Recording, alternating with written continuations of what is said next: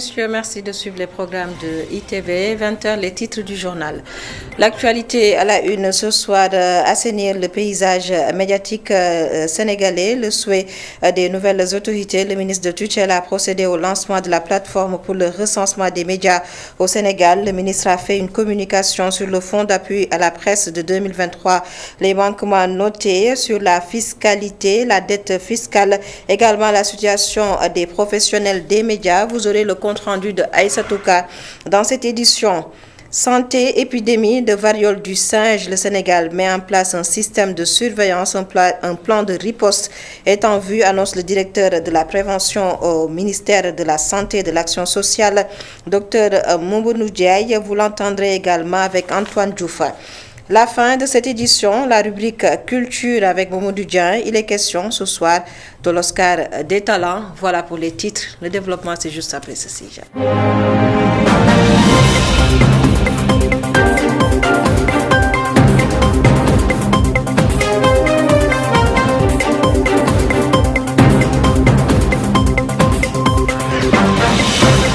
La plateforme pour le recensement des médias au Sénégal a été lancée ce matin. La rencontre a été présidée par le ministre de la Communication, des Télécommunications et du Numérique. La plateforme, une initiative qui vise à centraliser et à faciliter l'accès aux informations concernant les différents organes de presse pour mieux structurer le paysage médiatique sénégalais. Je vous propose de suivre la réaction de Mamadou Thior, président du CORED, au micro de Aïssatouka. Cette plateforme, c'est pour identifier les médias qui sont conformes au code de la presse. Et c'est important parce qu'aujourd'hui, il y a à boire et à manger. Que vous prenez les sites, que vous prenez les quotidiens, les radios et les télévisions, presque, il y en a une multitude. Et beaucoup ne sont pas en règle.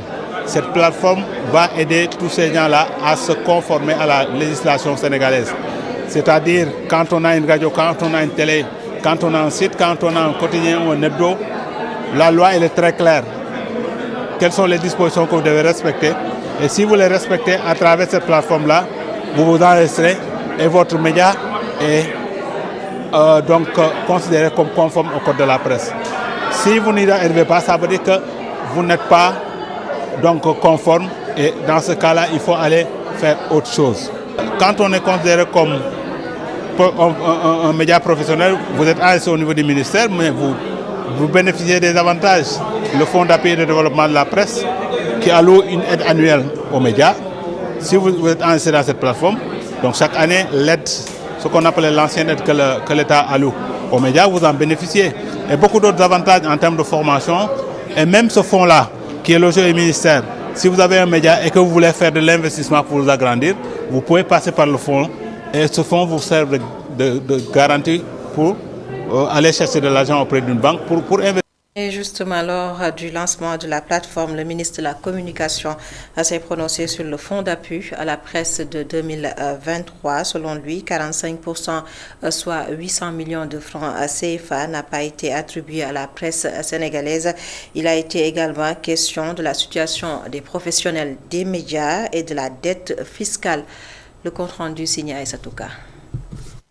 En 2023, 45% du fonds d'appui à la presse, soit 800 millions de francs CFA, n'a pas été attribué à la presse. C'est du moins ce qui sort des chiffres du ministre de la Communication, des Télécommunications et du Numérique. On voit que cette aide à la presse-là, si vous regardez bien dans ce slide-là, 45%, c'est-à-dire 800 millions de francs CFA, ont été dépensés et cet argent n'est pas allé à la presse. Cet argent est destiné à la presse et donc doit revenir aux professionnels des médias et aux médias en tant que tels. Mais il ne faut pas que nous oublions aussi que c'est public.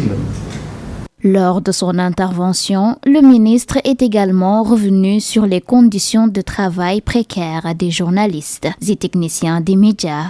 Par exemple, sur les contrats de travail, 26% des travailleurs 26% des travailleurs du secteur de la presse n'ont pas de contrat.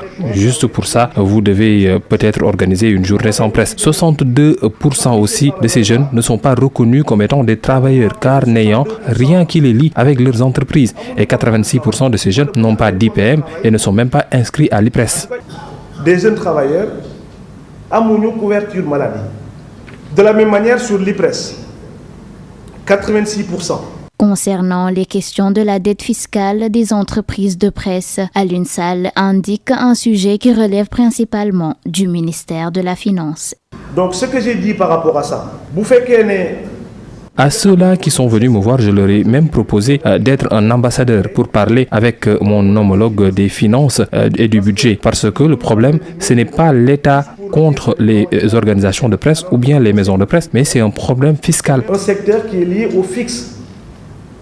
Ça n'a rien avec la communication. Pour mieux structurer le paysage médiatique national, le ministère de la Communication, des Télécommunications et du Numérique annonce le lancement d'une nouvelle plateforme officielle destinée au recensement des médias au Sénégal.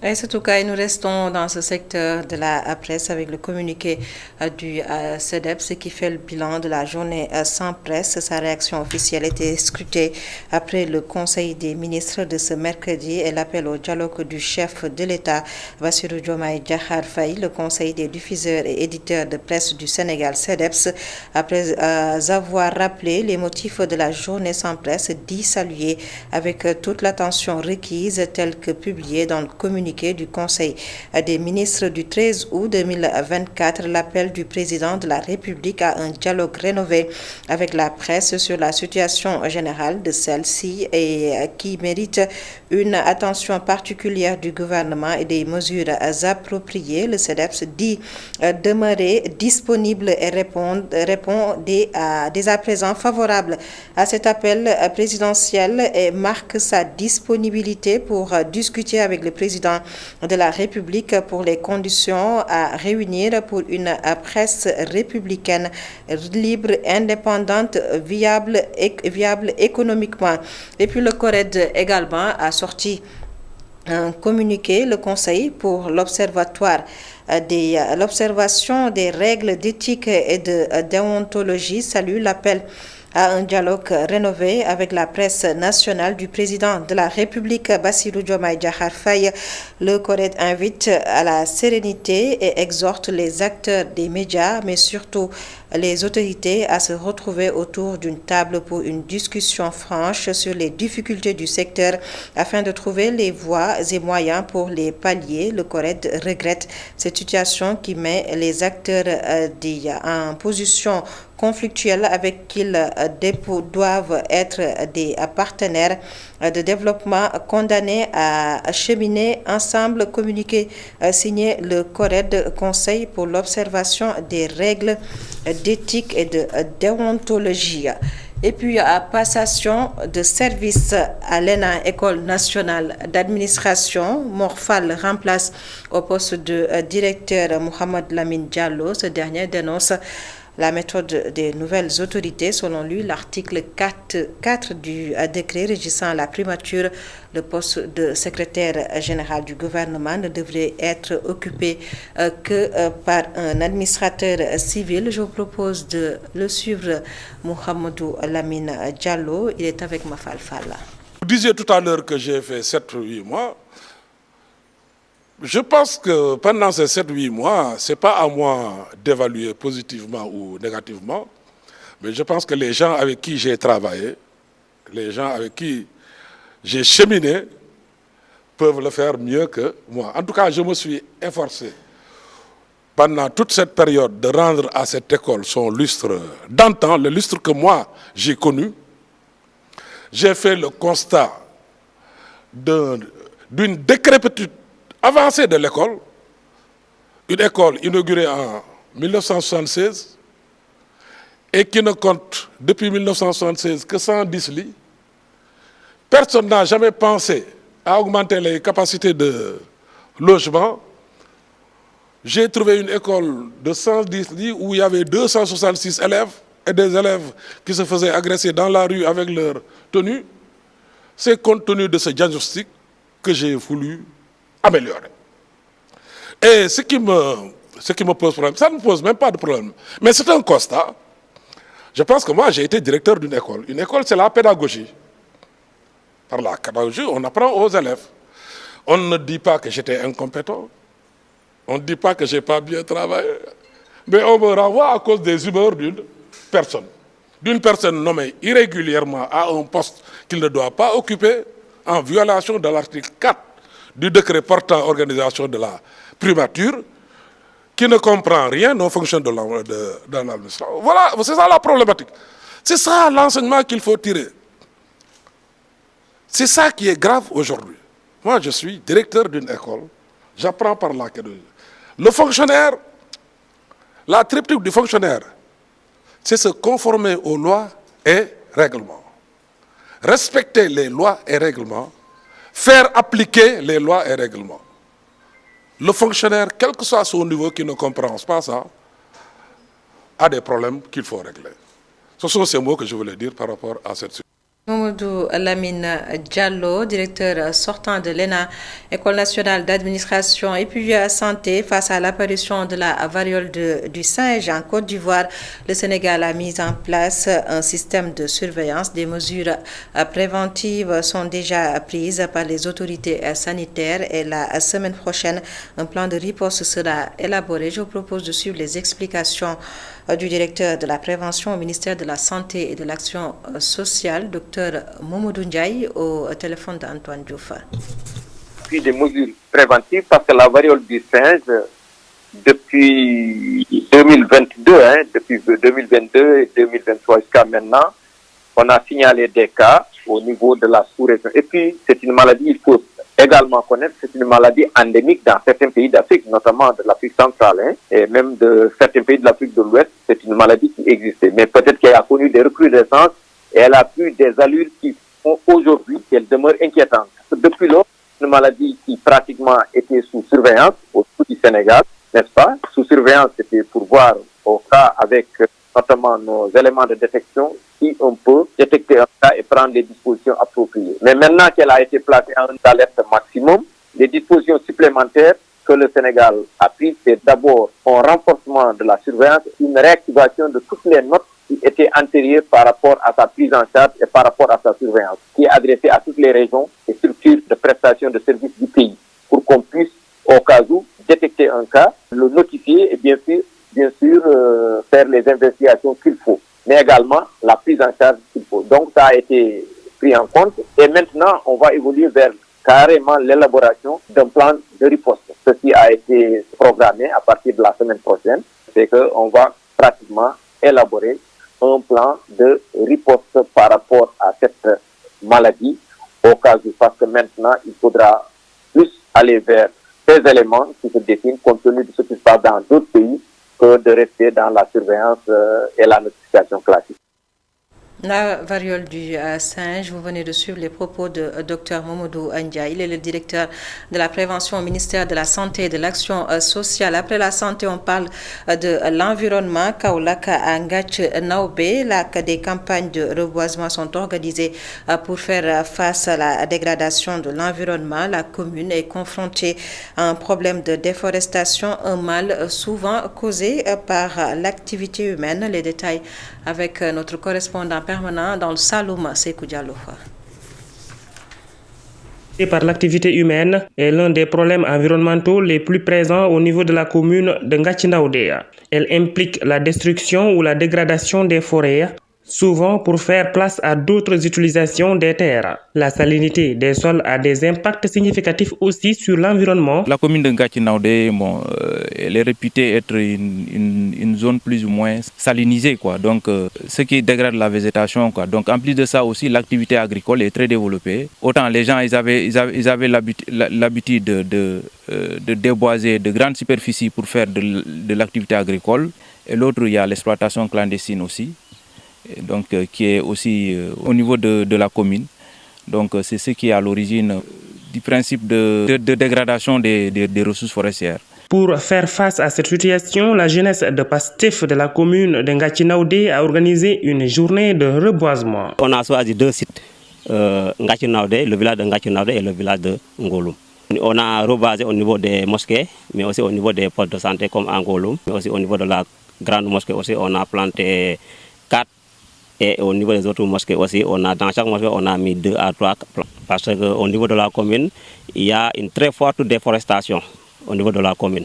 Raison pour laquelle nous, on a choisi maintenant de faire ce reboisement. La plantation de cultures tolérantes au sel ou l'adoption du système de reboisement des espèces résistantes à la salinité des terres peuvent assurer une bonne végétation dans cette commune. C'est l'avis du colonel Taïfourou Sané Badiane, chef secteur des eaux et forêts de Guinguinéo. Nous avons choisi des plantes plutôt qui s'adaptent bien à la salinité, comme le Peltophorum ferruginum, le Terminalia mentali et aussi le Cordia sp. Donc ce sont ces 3 espèces que nous avons choisies pour peut-être un peu compenser à cette activité.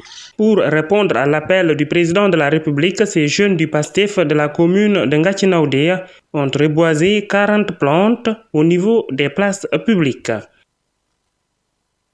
Sékou Diallo, parlant toujours de l'environnement, la lutte contre les effets néfastes du changement climatique, le BLOUF s'engage. Une rencontre de 2 jours s'est tenue dans la commune de Thionkesil pour des solutions durables. Des suggestions ont été faites, entre autres, pour promouvoir l'éducation environnementale, mais aussi le reboisement. Ziguinchor, la correspondance de Hassan Ba. La rencontre qui a débuté au centre socio-culturel de Thionkesil s'est poursuivie dans toutes les communes du BLOUF avec une activité de reboisement linéaire.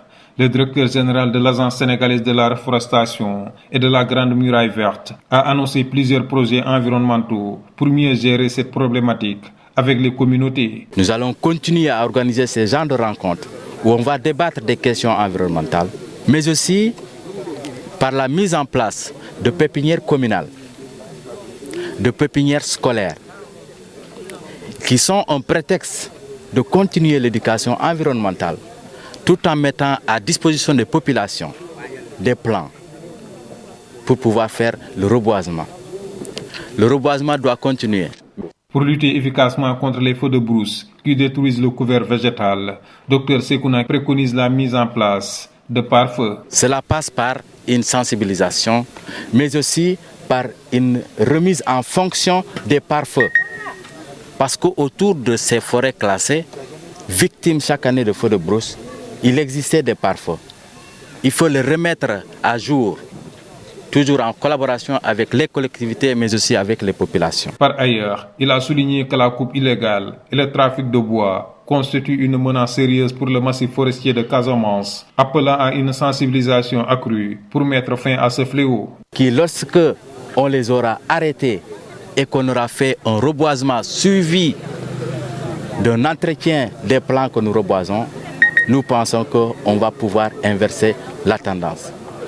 Et cette inversion de la tendance doit être faite par toutes les communautés, élèves, associations, jeunes, femmes, vieux, en un mot, toute la communauté.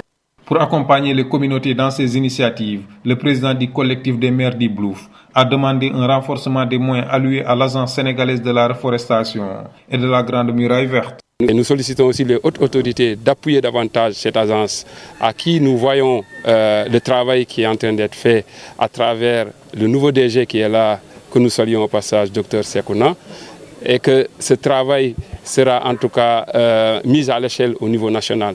Donc aujourd'hui, nous sollicitons les autres autorités en tout cas à faire beaucoup davantage parce que la reforestation, c'est une question très importante qui permet aux différentes communes ou bien au niveau national d'intégrer cet aspect de reforestation.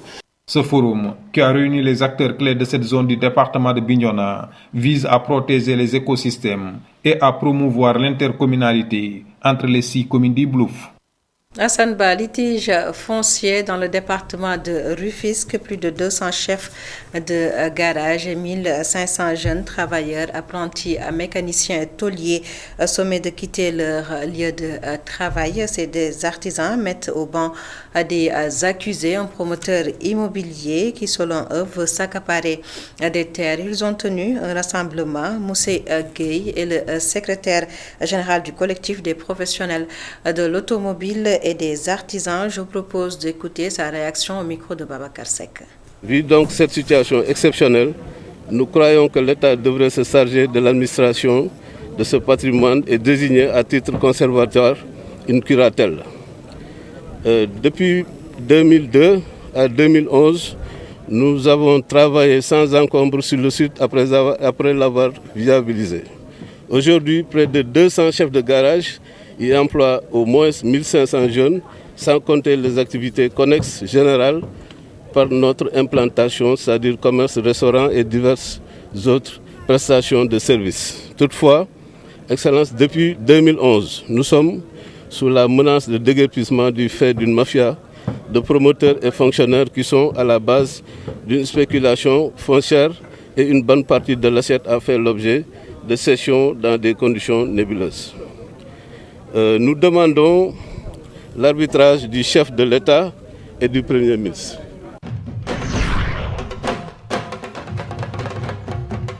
La dernière note de cette édition culture, la rubrique ce soir, on vous parle de l'Oscar des talents, un projet qui vise à trouver des solutions aux problèmes de l'emploi des jeunes, mais également de l'insécurité alimentaire. C'est à travers une compétition culture. La rubrique est signée Mamoudou Dieng. Commune de Mboumba accueille les compétitions cette année. Des jeunes issus de différentes zones dans le Sénégal rivalisent de projets sur l'agriculture et l'élevage. Mais créer des chaînes de solidarité et de confiance dans chaque zone. Par exemple, si je donne l'exemple de la zone de Louga, Matam, Saint-Louis. Donc l'événement sera organisé à Mboumba, dans la commune de Mboumba. Le jeune qui sortira vainqueur, par exemple, de ce projet à Mboumba, sera comme nous allons organiser une chaîne de solidarité autour de ce jeune. Et ces jeunes vont être accompagnés par des jeunes et des femmes qui sont à Louga, Matam, Saint-Louis. Soit ils sont des techniciens de surface, soit ils sont des gestionnaires de projets, soit ils sont des transporteurs, soit ils sont dans le community management, soit ils sont des transformateurs ou transformatrices. Donc toutes ces personnes vont être au service de l'agriculture et de l'élevage. Dans chaque commune, 6 jeunes porteurs de projets seront sélectionnés. À l'issue, l'Oscar des talents prévoit de mobiliser 1 million de jeunes entrepreneurs. Nous allons voir que à la sortie de l'événement, nous aurons 6 jeunes qui portent des projets à travers le Covid. Mais 6 jeunes, parce que chaque maison ici au Sénégal, c'est presque 10 personnes qui sont dans ces maisons. Donc, il y aura 600 personnes qui sont actives pour ces projets, pour la première édition. Maintenant, la deuxième édition, nous voulons le tripler. La troisième édition, nous voulons atteindre 1 million de jeunes entrepreneurs agricoles, 1 million de jeunes entrepreneurs élevage, et c'est possible par une chaîne de solidarité, de confiance et de créativité. C'est ça, Oscar des talents 2024. Le maire de la commune de Mboumba qui accueille les compétitions se dit prêt à prendre en charge ses hôtes pendant 2 jours. Moi, je me réveille, j'apprends que beaucoup de jeunes de Mboumba se sont inscrits sur la plateforme. Et que c'est en tenant compte de l'intérêt que les jeunes prêtent qu'ils vont se déplacer à Mboumba. Donc on s'est dit, il faut bouger nous aussi. Bon, à Mboumba, il n'y a pas d'hôtel, il n'y a pas de restaurant. On s'organise à l'africaine. Bon, on a l'habitude, hein, il nous arrive souvent tous. On va dans un village, on ne connaît personne, mais on est accueilli dans une famille. Donc on s'est organisé, on a mis sur pied des comités qui vont s'occuper des autres, les loger, etc., s'occuper aussi de leur repas et tout. Comme ces 2 jours, on pense que c'est supportable. Vous savez, les populations sénégalaises, surtout dans les villages, sont particulièrement solidaires. Oscar des talents veut décourager ces jeunes qui s'engagent dans des voyages périlleux à travers l'océan ou le désert, mais aussi contribuer à ce qui va freiner l'exode rural. Et c'est cette note de culture qui met un terme à cette édition. Mesdames, Messieurs, merci de nous avoir suivis. Passez d'excellents moments en compagnie de nos programmes sur ITV.